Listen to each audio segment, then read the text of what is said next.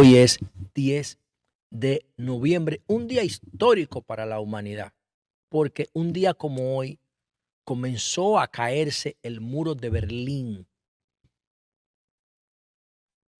El fin de la Guerra Fría llegaría meses después con el colapso de la Unión Soviética. Y eso que yo tengo ahí detrás, que se llama liderazgo responsable, en su tercer fundamento, el tercer fundamento del liderazgo responsable, que es el ciclo de la guerra y de la paz, o los ciclos de la guerra y de la paz, la humanidad se ha movido hace 10.000 años en ciclos de guerra y de paz, y creo que la naturaleza también, pero esa es una hipótesis que hay que sustentar. Pero la humanidad sí se ha movido en ciclos de guerra y de paz. Y entonces cada vez que hay guerra, hay conflicto, eso se aplica a nivel personal, comunitario, familiar, empresarial, gubernamental, nacional, regional y mundial. Todas las categorías de grupos sociales se comportan así. Cuando hay crisis, la energía positiva, lo que expande, lo que empodera a la comunidad, al grupo, se comprime. Y cuando hay paz, se expande. Como la energía de un spring, cuando tú lo pisas, se comprime. Y cuando termina la crisis, entonces se expande toda esa energía que empodera al grupo. Y para mí, después de la caída del muro de Berlín, del colapso de la Unión Soviética, la cantidad de energía social, económica, humana, científica que se liberó ha generado una sociedad totalmente nueva. Y por eso yo, José La Luz, entiendo que la caída del muro de Berlín, que inició un día como hoy de 1989, hace 33 años, cambió el mundo de una manera tal que dio lugar a una nueva sociedad. Y a esa nueva sociedad nosotros la llamamos la sociedad web, porque fue la web que permitió que toda esa energía liberada se canalizara y diera lugar a todo lo nuevo que configuró la generación de los nativos digitales, las redes sociales, la movilidad eléctrica, el protocolo de Kioto para luchar contra el cambio climático y el calentamiento global, el empoderamiento de la mujer, el fenómeno de los feminicidios como una reacción del machismo al empoderamiento femenino, el trabajo remoto, construir una vacuna contra una pandemia en 11 meses, señores. La gente no entiende esa vaina.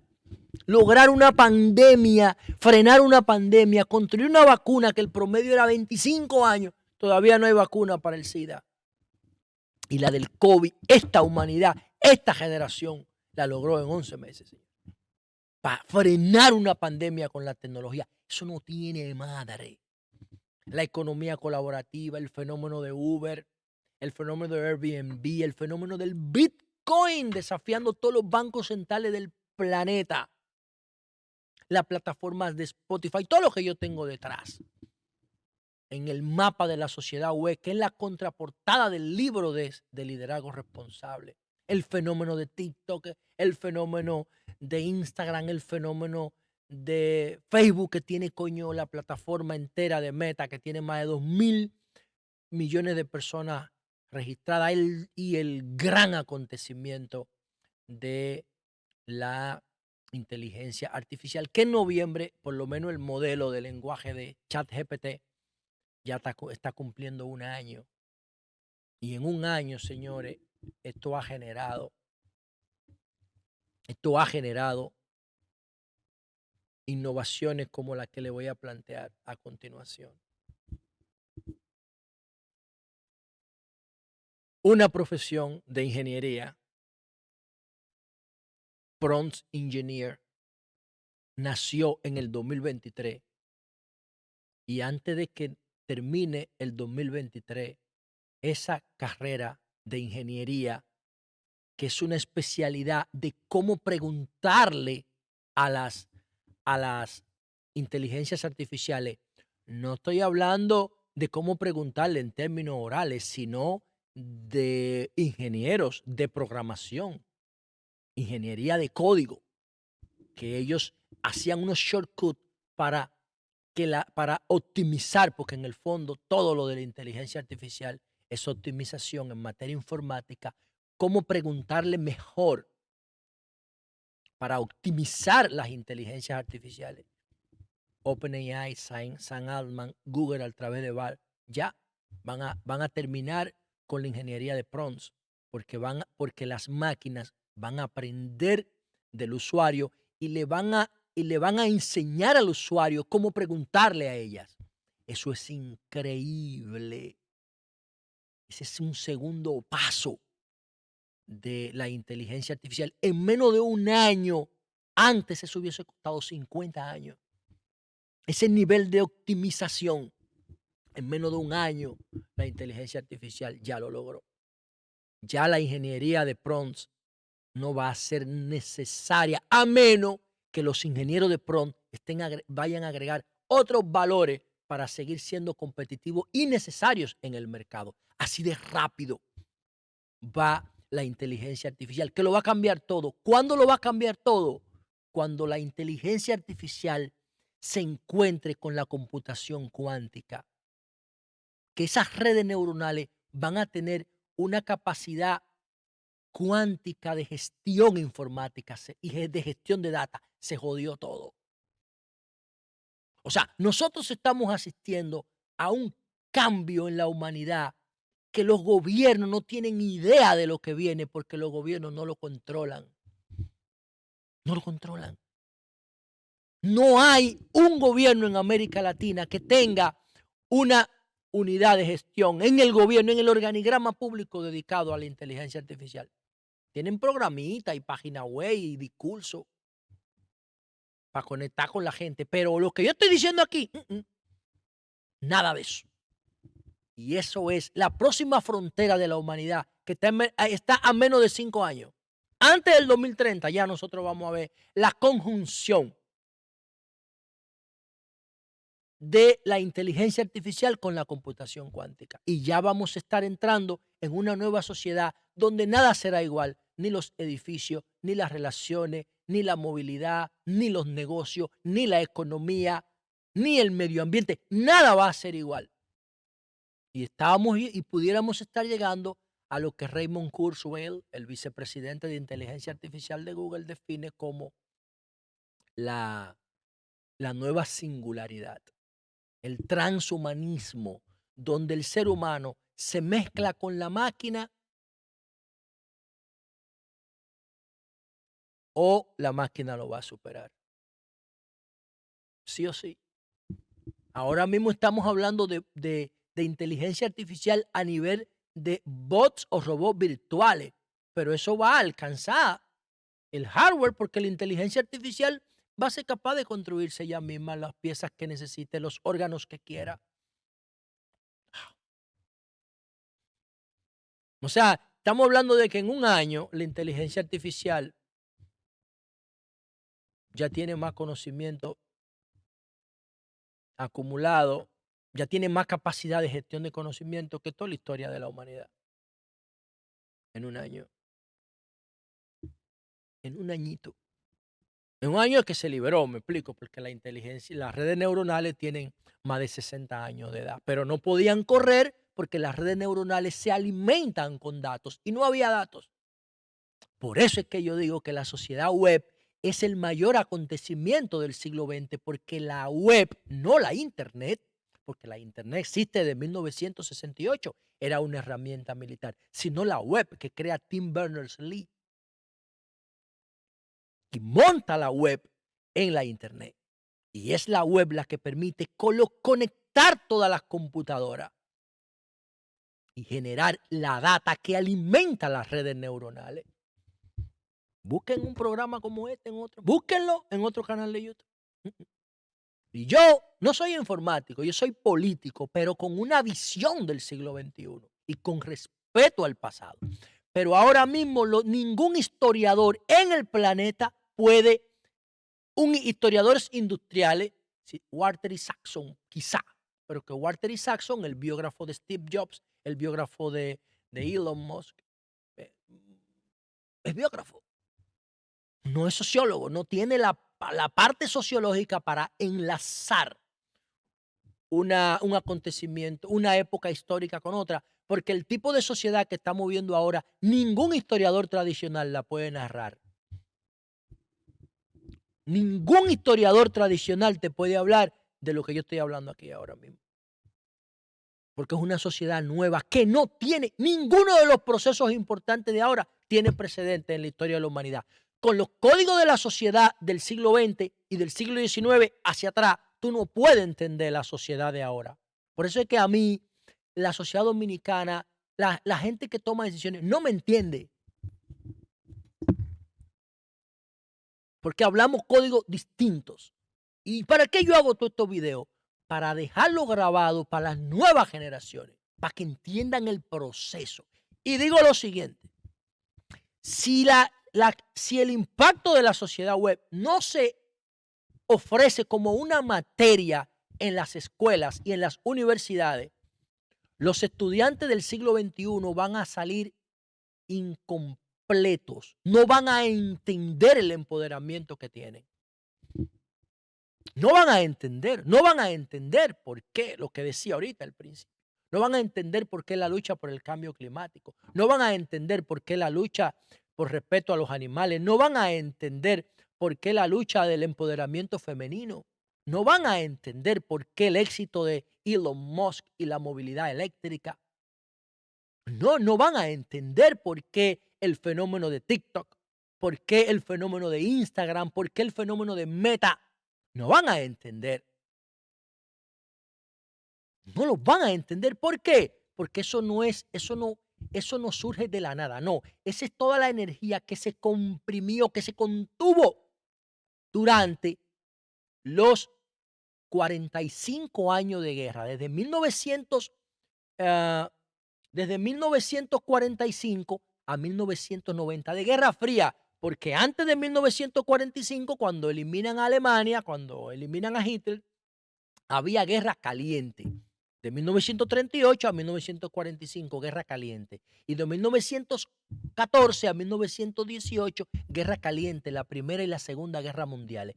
Pero la Guerra Fría, que duró 45 años, de 1945 a 1990, todo el dinero y los recursos de las sociedades se invirtieron en objetivos militares.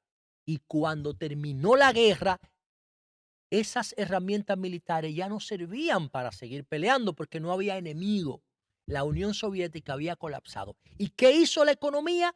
Cogió todas las herramientas de guerra y las convirtió en herramientas económicas y sociales. Y de ahí que vienen las redes. Pero de ahí viene esta maravilla que yo tengo en la mano, que es el teléfono smartphone. El mayor producto cultural que ha creado la humanidad para mí se llama el smartphone.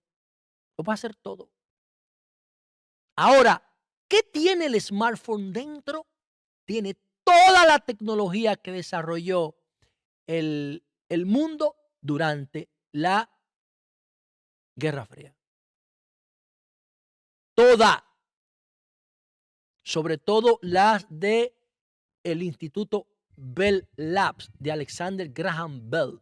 Ahí están en pantalla todos los premios Nobel. En un smartphone están todos los premios Nobel y la patente que desarrolló Bell Labs para la tecnología de guerra norteamericana y de los aliados, sobre todo para la Guerra Fría. Están dentro de un smartphone, mírenlos ahí todos. Todo eso que está ahí es patente y premios Nobel. Ganó 8 premios Nobel Bell Labs en 40 años, en los 40 años de guerra. Entonces, eso hay que enseñarlo en la escuela, señores. Y esos son los fundamentos del liderazgo responsable, lo que yo le estoy diciendo a usted. Todo está escrito ahí. Generó, coño, un empoderamiento brutal en la sociedad. Y ese empoderamiento es el que nos tenemos hoy y que ha generado a su vez fenómenos como el Bitcoin, como Uber, como Airbnb, como TikTok, como la inteligencia artificial de OpenAI, de Sam Altman, como la movilidad eléctrica de Elon Musk. Por poner algunos casos, pero todo está aquí adentro. ¿Qué pasa si volvemos a una guerra fría? Todo ese empoderamiento o una parte importante de él se va a volver a comprimir y el mundo va a volver a ser territorial, menos global. Y por eso nosotros tenemos que aprovechar los ciclos de paz para que echen raíces las instituciones, para que la Internet se convierta en un derecho humano y no pueda ser bloqueada, que se lleve a Naciones Unidas y Estados Unidos deje de controlarlo, porque ahora Estados Unidos controla Internet porque Estados Unidos fue que lo creó. Eso tiene que ser un patrimonio de la humanidad, gestionado por Naciones Unidas. Esa propuesta la hicimos en el 2015, señor. Y entonces, nada, de eso se trata este día maravilloso, histórico, que salvo para nosotros el liderazgo responsable va a pasar sin pena ni gloria. Ustedes van a ver 4 o 5 titulares celebrando la caída del muro. Y no, es que ese es el mayor acontecimiento de la historia de la humanidad. Y yo quiero mencionar a la primera persona con la que conversé sobre este tema. La primera persona que escribió sobre el impacto de la caída del muro de Berlín que yo leyera, que se llama Gedeón Santos. Gedeón Santos, que fue embajador dominicano ante la OEA en el gobierno de Danilo, y un líder fundamental, creo que ahora mi amigo Gedeón, mi padrino de boda, un tipo que yo le agradezco inconmensurablemente. Creo que ahora está apoyando a Leonel, no sé, porque yo me he alejado mucho de todo lo que tiene que ver PLD, Leonel, Danilo, desde que me fui de ahí en el 2020. Pero Gedeón Santos, yo quisiera conversar con Gedeón Santos sobre el impacto de la caída del muro de Berlín. Yo no sé cómo han evolucionado sus ideas, pero Gedeón fue el tipo que me puso a mí en esta línea de pensamiento que yo desarrollé al punto de convertirla en una teoría política que se llama liderazgo responsable y que me ha tomado desde el 2014 desarrollándola 9 años y eso está más fuerte que nunca. Y lo que yo quiero como esto es dejárselo como legado a la nueva, que los nativos digitales entiendan que hay una ideología que los explica a ellos. Y esa ideología de los nativos digitales se llama sociedad web y la sociedad web nace a partir del derrumbe del muro de Berlín que comenzó un día como hoy en el año 1989 gracias a un maldito genio que se llama Tim Berners-Lee, que yo no entiendo cómo cómo no le han dado un premio Nobel. Es físico y matemático y trabajaba para el colisionador de hadrones, el CERN, en Europa. Y él necesitaba mantener conectados a todos los científicos del CERN, que es una comunidad de científicos a nivel global. Y ahí es que él crea la www, la web. Y la web es lo que genera la sociedad web. Y la sociedad web genera los nativos digitales. Y los nativos digitales son los que están disrumpiendo, cambiándolo todo. La alimentación, el medio ambiente, la ropa, los vehículos, la forma como nos comunicamos, cómo nos relacionamos, cómo hacemos economía, el dinero, todo es parte de la nueva sociedad web. Y eso solamente ustedes lo van a ver en esta plataforma. Nadie más puede explicar este acontecimiento histórico como lo explicamos nosotros, porque tenemos más de 10 años estudiándolo. Y repito, si no damos esto en una materia, los políticos y los tomadores de decisiones del futuro van a comportarse como los actuales, que no entienden la sociedad que están gestionando. Y por eso no entienden los grandes fenómenos sociales de República Dominicana para quedarme en mi país, como el tema, por ejemplo, de la plataforma de Alofoque, o, por ejemplo, el fenómeno de Toquilla, que sale de prostituirse para pagar la renta en un barrio a convertirse en la principal artista dominicana, o el fenómeno del teteo en la zona colonial, el efecto Tegashi. ¿Por qué no lo entienden? No lo entienden porque no tienen los códigos, porque son generaciones y franjas sociales que hablan un lenguaje distinto distinto, totalmente de arriba abajo. Y eso es lo que yo he tratado de entender en todos estos años. Y creo que soy el político dominicano que mejor puede hablar los dos lenguajes. El lenguaje industrial desde, desde los sumerios hasta 1990 y el lenguaje tecnológico y digital de 1990 a el 2023. Hay que dar la caída del muro de Berlín como una materia en las escuelas para nosotros poder entender la maravillosa sociedad web que estamos viviendo.